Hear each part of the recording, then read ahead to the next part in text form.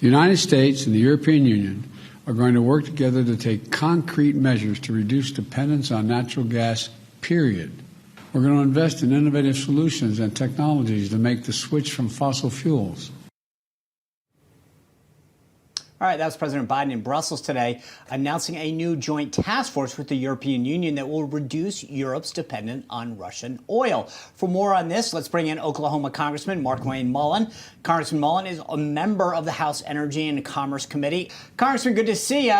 The price of U.S. crude is right around $111 a barrel right now. Earlier today, the president said that record high gas prices are an opportunity to move away from traditional fossil fuels. I mean, I feel like this is sort of like a, hey, since you're paying a ton of money for gas, let's just, use this as the excuse to pivot. What do you guys think? How's that going to go over in Oklahoma?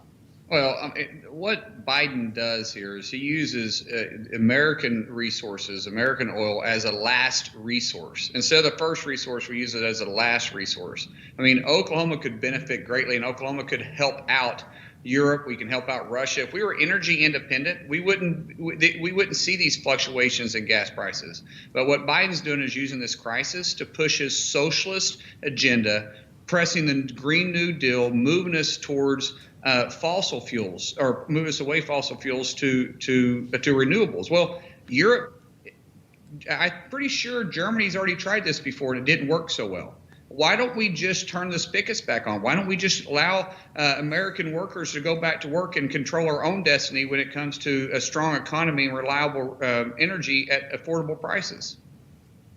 Yeah, great question. And then be able to help our allies as well with American gas. But Congressman, there's talks about Saudi Arabia considering the Chinese yuan for oil sales to China. What would that actually mean to the U.S. dollar and economy? Would that hurt us?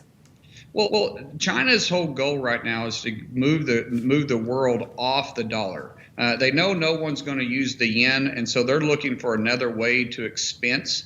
And any pressure they can put on the American dollar to drive the value down, especially, unfortunately, with our high debt now and the inflation that we're seeing, they think this is a perfect opportunity to now attack the dollar because they want to control the currency.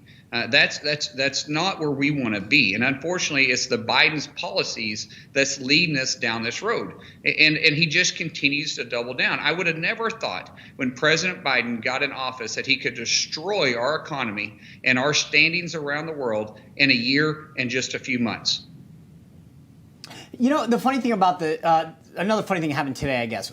Since the beginning of this entire crisis, President Biden has said that U.S. troops are not getting involved in this, right? We're not putting boots on the ground. But then he met with U.S. service members today in Poland, and this is what he said. Take a listen. And you're going to see when you're there, and some of you have been there, you're going to see women, young people stand in the middle in front of a damn tank, just saying, I'm not leaving. I'm holding my ground.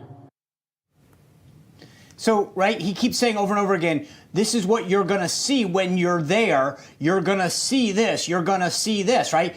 If I'm sitting in that audience, I'm going, okay, I'm going, right? That's what the president's clearly trying to communicate. There was a White House official that afterwards clarified that he wasn't changing his stance on deploying military folks into Ukraine.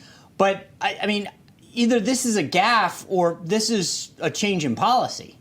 Well, Sean, it's probably a gaffe, in this president. First of all, if I've sat on the House Permanent Select of Intelligence, and so we're constantly getting reports on this. We're constantly dealing with the IC community, and we're getting the information, getting briefings that the president's getting on this. And for him to say that is just completely backwards from everything we've heard. But if I'm in the audience and I'm listening to him, first of all, I'd be scared to death that this guy's the commander in chief. I mean, there's no energy there. He can't even complete a full sentence when he's trying to talk to you. He's not making any sense. He's just rambling on. And you're thinking, okay, here's the commander-in-chief who's supposed to be leading us through there, and he can't even describe what war's like. He's never been downrange, and I get that. A lot of people haven't been downrange, but if you haven't ever been downrange, then so don't sit there and start trying to describe what it's going to be like because you don't know. Yeah, seems very irresponsible. And, you know, I Yes, can only it is. imagine the families at home wondering as well, is my loved one going into war? Are they going to be boots on the ground? So very confusing as well. But I also want to see if you can help. Go ahead, sir. My brother-in-law's there too. My wife's brother, he's there, and he's one of those guys that's sitting in Poland. Yeah. I want to see if you can help clear this one up for us as well, because White House National Security Advisor Jake Sullivan says that the U.S. has no intention of using chemical weapons. His comments come after President Biden said that we would respond in kind if Russia uses chemical weapons. I mean, using the word in kind essentially means that we would match whatever Russia uses. So where are we standing? Will we respond in kind with the same? You know, it's very confusing, anything that's coming out of this administration. We got to be very careful when we start talking about this. You remember Obama drew the red line in Syria and never responded. So we better not say something that we're not willing to do. Now, I am not in favor of using any type of chemical weapon or moving towards that direction.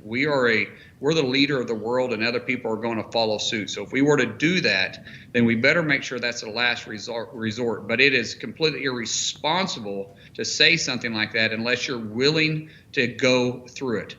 We don't say things we don't mean. We did that under Obama, and it caused a tremendous amount of headache. Trump, he did what he said he was going to do, and he responded accurately. Congressman, real quick, you and I don't have a lot of time left, but you mentioned, you sit on the Intel committee. There's a lot of talk about Russian cyber attacks. Is the U.S. prepared? And I'm not just talking about the government, private sector-wise. Are we prepared for cyber attacks from Russia? No. And this has been a huge gripe that I've had when we're sitting in hearings. We're asking our intelligence community, be it the CIA, DIA, DNI, FBI, what are we doing? And we aren't being proactive at all. We're completely being reactive. For instance, we know where these addresses are coming from. We know they're coming from Russia. We know they're already looking at 5 different countries. So if we know, what are we doing? To me, this is an act of war when they're attacking us on our own soil. We need to respond and be very precise with our response, but we aren't. The only way that we respond is by going and trying to help these countries or these companies that are being attacked. Or President Biden goes out there and says, "Hey, here, Putin, here's our 16 countries. Don't touch." How about we say, if you touch us, we're coming after you in full steam ahead, and we're going to respond greater than what you attacked us with. But we don't do that right now. And for the life of me, I don't understand why. Well, you are not alone, Congressman. Appreciate your time and expertise. Thanks for being here this evening. Lindsay, Sean, thank you so much for having me on.